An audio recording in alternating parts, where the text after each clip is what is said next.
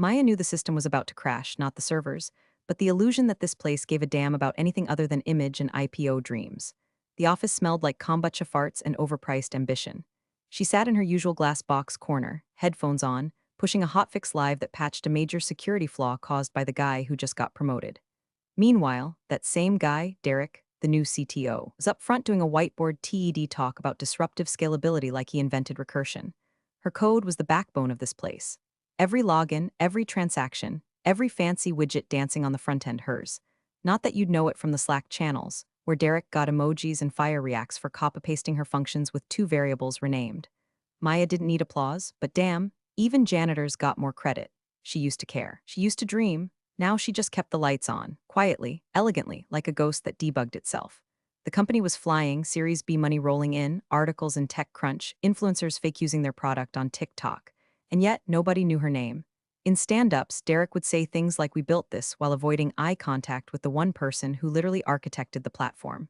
At lunch, interns quoted her comments from old pull requests like gospel, not realizing she was the woman microwaving lentil soup beside them. And look, while I've got you here, 97% of you beautiful freeloaders listen to these stories without hitting the subscribe button. I'm not mad, just disappointed. Help me hit my first 10,000 subs, and I'll promise not to cry into my cereal about the algorithm. Deal? All right, back to the code apocalypse. Maya had a ritual. She'd log in every morning before anyone else, run the CI checks, drink her tea in peace, and reread one section of her old project, her code, the one she started building in the quiet of her one-bedroom apartment before any of this startup glitz ever called. It was elegant, modular, deeply human. She'd poured herself into it like it was a diary disguised as Python. When the founders hired her, they didn't even know they were onboarding a working prototype, better than their whole dev team's combined caffeine output. The bastardization came slowly. First, they asked her to port her own functions into the corporate repo. Then Derek streamlined the architecture by copy-pasting her authentication logic and slapping a comment on top that read Derek's token handler v2. That was the moment she realized she wasn't a team member. She was a resource. Very expensive hammer for someone else's nail. She didn't speak up. No one does in San Francisco until their stock options vest. Instead, she created boundaries. Not loud ones, subtle ones. She never deleted her old Git repo. She never merged her most delicate code, the heartbeat routines, the trust protocols, the security validators, into the master branch without layering it through her own verification modules first. Not because she planned revenge. Not then, but because something in her always knew. This didn't belong to them. Derek was the final straw, the shiny-haired MBA who called himself technical because he once learned what Docker was. He'd saunter into her space with his overpriced espresso and say things like, I think we need to refactor your logic so it's more enterprise-friendly, which was tech bro for I don't understand your work, so I'm going to slap jargon on it until it breaks. Broke her patience instead. By the time Derek scheduled that alignment meeting on a Friday at 4:30 p.m., his favorite ambush hour, Meyer already had something stirring inside her. Not rage, not fear, just calculation, the quiet math of inevitability, like watching a glacier slide toward a tourist lodge and wondering how long until it hits. She wasn't angry. She was tired. Tired of building scaffolding for fools who'd climb it and spit down. And somewhere in the corner of her repo, tucked deep inside the old modules she never ported over, sat a line of dormant code. Waiting. The conference room smelled like stale La Croix and Derek's cologne, something aggressively named like Alpha Drift or Founder Musk. Maya stepped in with a notebook and a stomach full of dread. Derek was already seated, leaning back like a CEO in a stock photo, arms spread wide as if he were about to baptize her into some new cult of disruption. The projector displayed a meaningless slide that said Team Alignment, Vision 2025 in Comic Sans. God help us. He didn't even offer her a seat before launching in. So, Derek said, dragging out the word like a villain twisting his mustache, just wanted to align on expectations, Maya.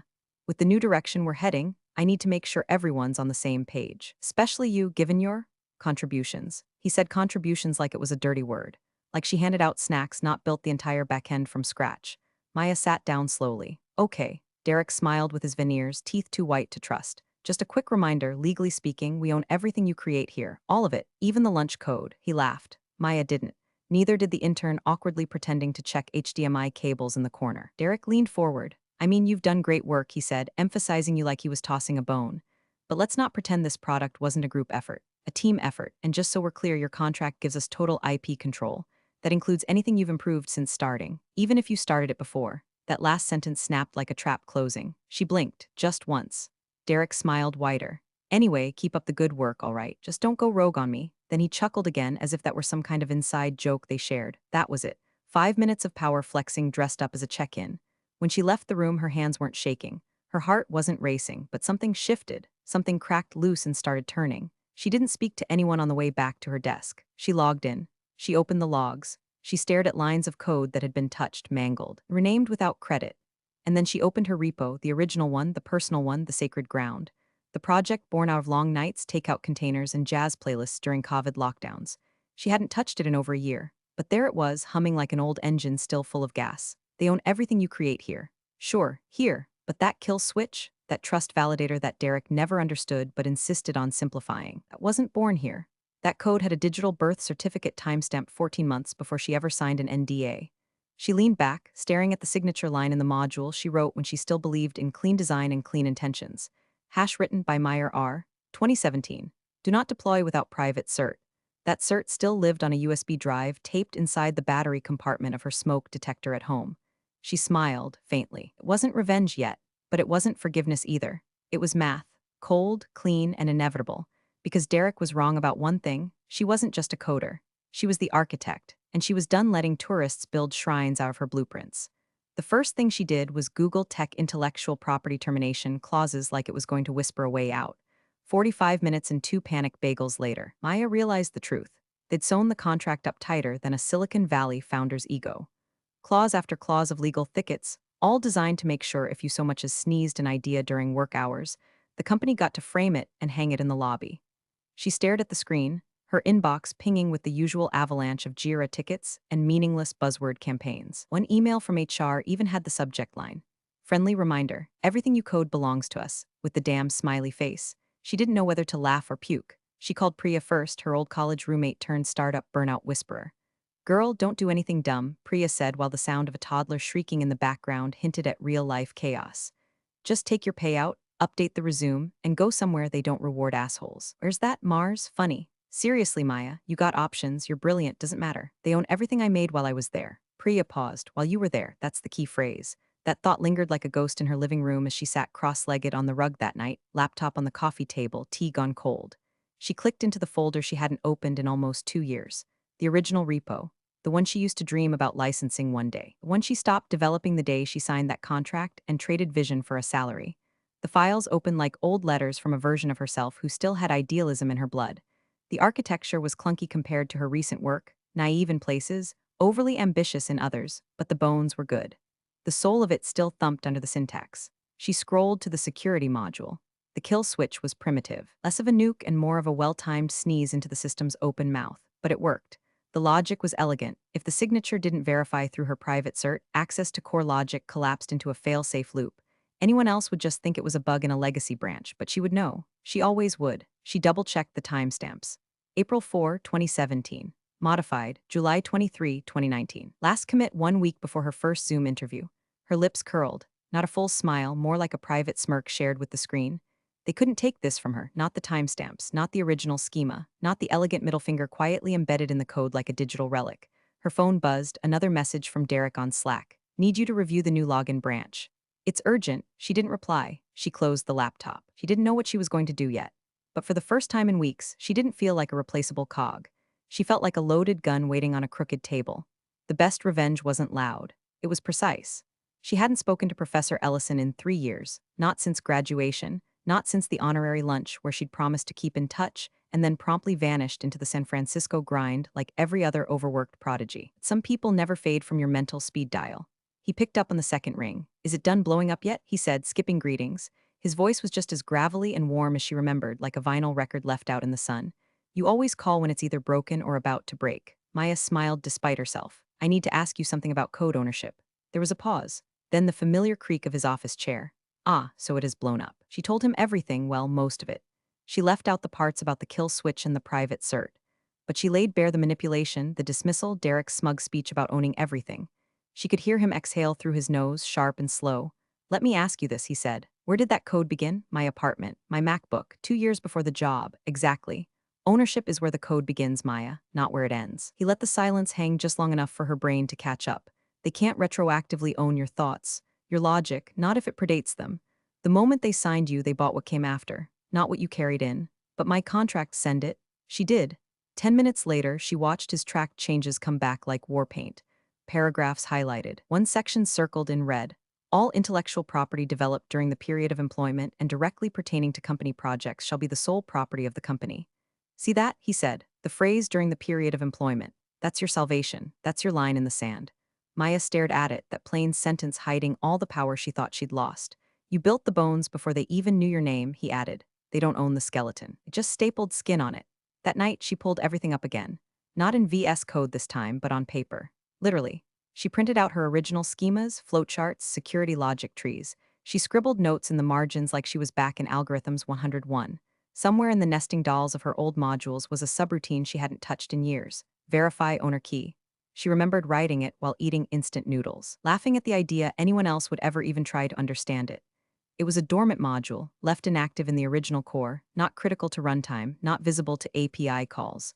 Just sitting there like a ghost in the wall, waiting to whisper who built this? To anyone who asked, she tested it, quietly, locally, it worked. She updated the parameters. Instead of a static response, it now referenced a key from a private cert, cross-verified with a hash generated only by her original builder token.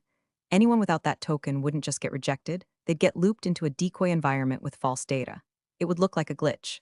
Debugging it would be like chasing smoke through mirrors. She reread Derek's last Slack message, still sitting there unread, bold and annoying. She didn't reply. Instead, she wrote a new note to herself and taped it to the edge of her monitor. Ownership is where it began. Then she opened the codebase clone they were still using and smiled. They never even saw the module. It happened on a Tuesday, because of course it did. Tuesdays were Derek's favorite for firing people, far enough from Monday to avoid suspicion, close enough to Friday to let the PR team spin it before the weekend. The calendar invite was titled Quick Check-In, and it hit her inbox with the urgency of a snake curled in a mailbox. She knew what it was before she even opened the link. When she entered the conference room, Derek was already there. HR was there too, flanked by a woman Maya had never seen before, probably one of those off-brand consultants flown in to make bad decisions look procedural. Derek didn't look up from his iPad. Hey Maya, thanks for joining on short notice. She sat down, hands folded, posture calm. Inside, her pulse had gone cold. Been reviewing team output and overall cohesion, he said, like he was reading off a dinner receipt. And we've noticed a misalignment in execution and philosophy. He always used the word philosophy when he didn't have real metrics. It was the corporate version of calling someone difficult for not laughing at your jokes. HR chimed in. This isn't about any single incident, it's about overall fit. These things happen. Startups evolve. Maya didn't blink. I see. I'll be deactivating your accounts as of now, Derek said, finally looking her in the eye like he wanted a reaction. You'll receive your final paycheck and equity summary via email. We've arranged for someone from facilities to walk you out. She nodded, slow and deliberate, very efficient. He leaned back, visibly annoyed that she wasn't crying or flipping a desk. As she stood, she caught her reflection in the dark glass of the office wall, still, small, unshaken. The image of someone who'd seen this storm coming months ago and had already built the ark. The walk back to her desk was clinical, cold, like the office was shedding her like dead skin. Her keycard beeped red when she tried to enter the dev server room. Her Slack disconnected mid-message. The monitors around her continued to hum, unaware that they'd just lost the only person who actually knew how to keep them alive. She grabbed her laptop from her locker. Not the company one, her real one. The one with the original repo. The one that still had sticker residue from a forgotten music festival and a crack across the lid from when she dropped it during a fire drill in 2019. It felt like holding a weapon wrapped in nostalgia. The receptionist, a kid named Jamie who still believed in office birthdays and team bonding, looked up nervously as she passed. You okay? He whispered. Aya paused just long enough to lean in and murmur, don't update anything until Monday. Then she walked out, past the kombucha fridge, the indoor bike rack, and the glass trophy case filled with tech awards won on the back of her invisible labor. Outside, the San Francisco air hit her like a reset button, foggy, indifferent, clean. She didn't cry. She didn't rage. She just stood there for a moment, watching the reflection of the company logo in the lobby glass twist and distort with each passing car. 2 weeks. That's when the product was scheduled to launch. A flashy livestream, big investor names, promises of innovation and scale. 2 weeks. And without her cert key, without the dormant validator she'd quietly embedded into the bones of their clone system, without the original logic she never truly surrendered, that launch would be dead on arrival. Wrapped in tinsel. Screaming into the void, she walked to the corner and flagged a rideshare, humming softly under her breath. She wasn't fired, she was free. Maya didn't sleep the night she was fired. She didn't try. She made tea she didn't drink, turned on music she didn't hear, and sat in front of her laptop like a surgeon prepping for quiet revenge surgery. No adrenaline, just clean, deliberate focus. At 2:14 a.m., she uploaded the key.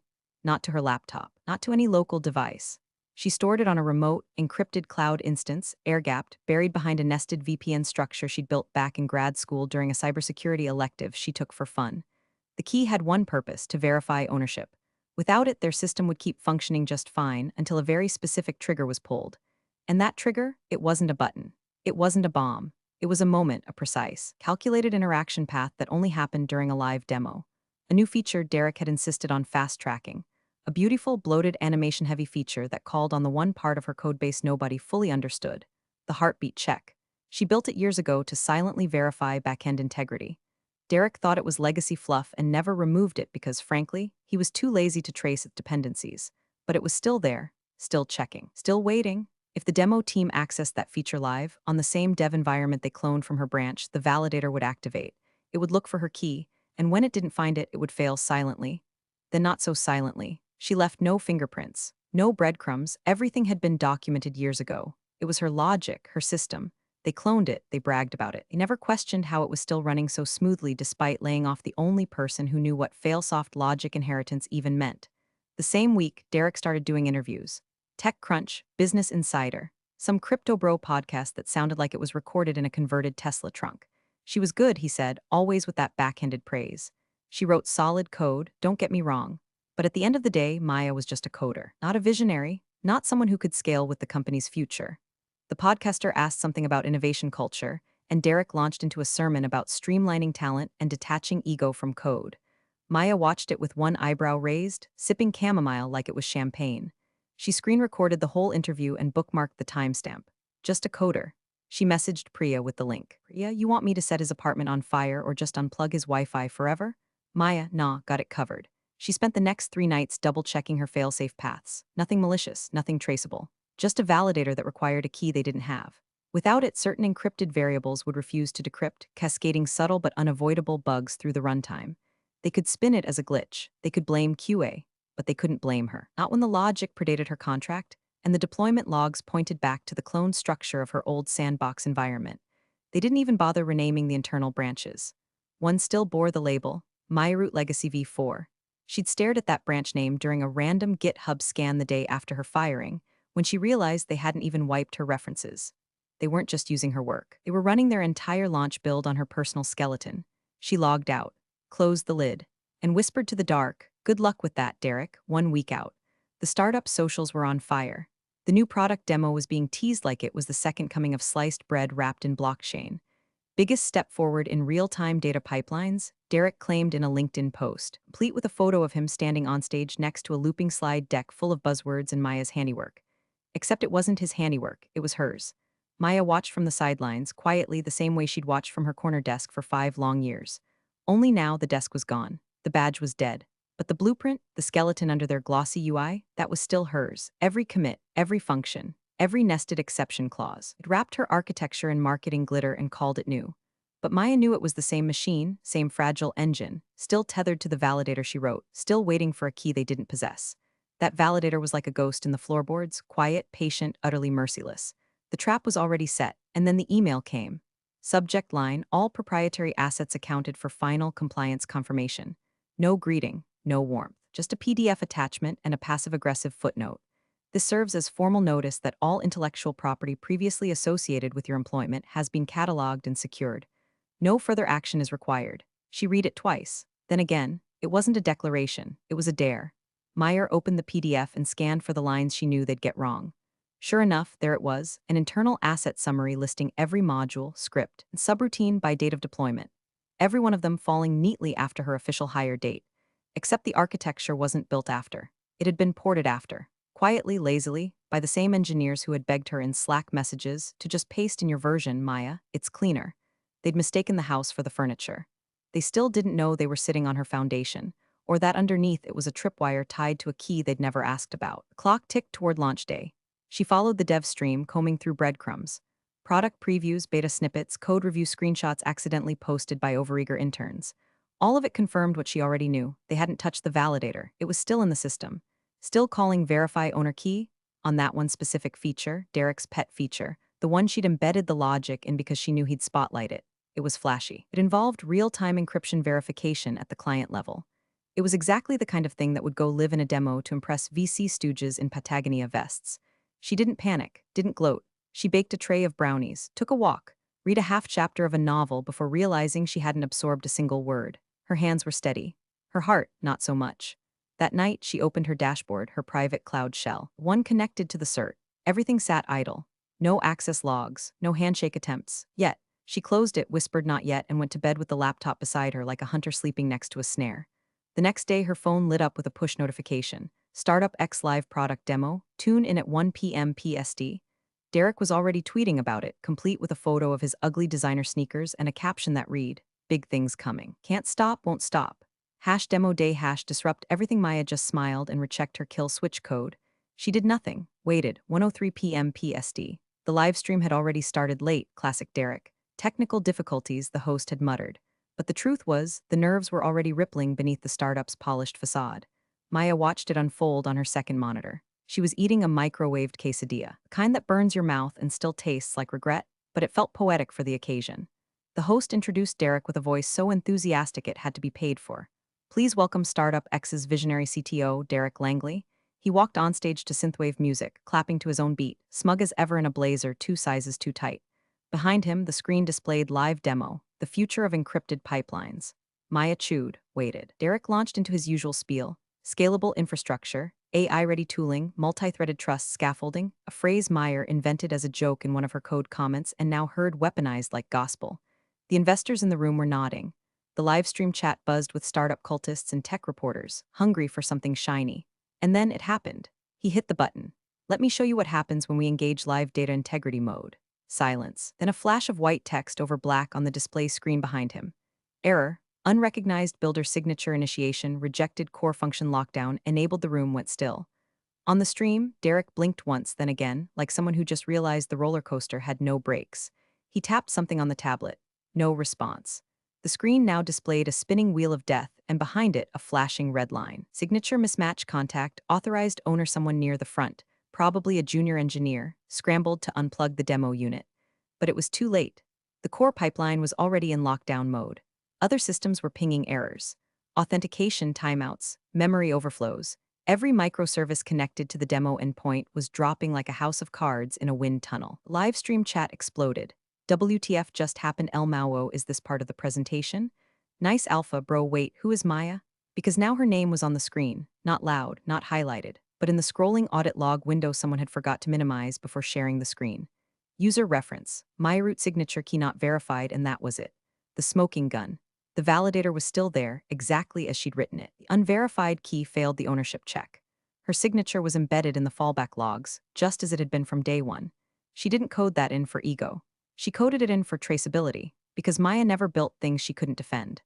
Back in the conference hall, Derek was sweating bullets under the stage lights, voice cracking as he blamed a legacy library error and a rogue QA merge in the same sentence. Yanked the mic off and started whispering to a frazzled engineer who looked like he was 5 seconds from sobbing. Someone else shouted from the back, "Roll it back. Use the backup server." But the backup was cloned too. Maya knew because they'd copied her environment wholesale months ago, and she'd seen it in the Git log clone labeled Legacy Prod Sandbox. Same trap, same fail. The camera panned to a projector flickering with error messages, the kind only developers understand. But the investors didn't need to know code to see the truth. It was broken. Derek was broken, and the woman they called just a coder had just unplugged the whole circus without lifting a finger. Maya muted the stream, took one final bite of her cold quesadilla. Then she opened her cloud dashboard and watched the access logs tick upward, each one referencing the same failed handshake request. One after another, all saying the same thing: access denied, builder signature invalid. And silently, invisibly, she let it burn. 2 days after the demo collapsed like a Jenga tower during an earthquake, a courier dropped off a sealed envelope at the startup's glassy Soma headquarters. It wasn't addressed to Derek. It wasn't even addressed to the company. It was addressed to legal department, immediate attention. Inside, a binder, thick, quietly terrifying. The title page read, Intellectual Property Declaration Meyer R. The next 56 pages were lined with Git logs, timestamp commits, code diff screenshots, and a notarized declaration of authorship from Maya's attorney.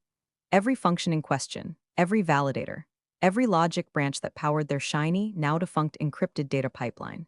Each page landed like a punch. Commit timestamps dating as far back as April 2017, a full year before her employment contract even existed. Deployment logs from her personal GitHub.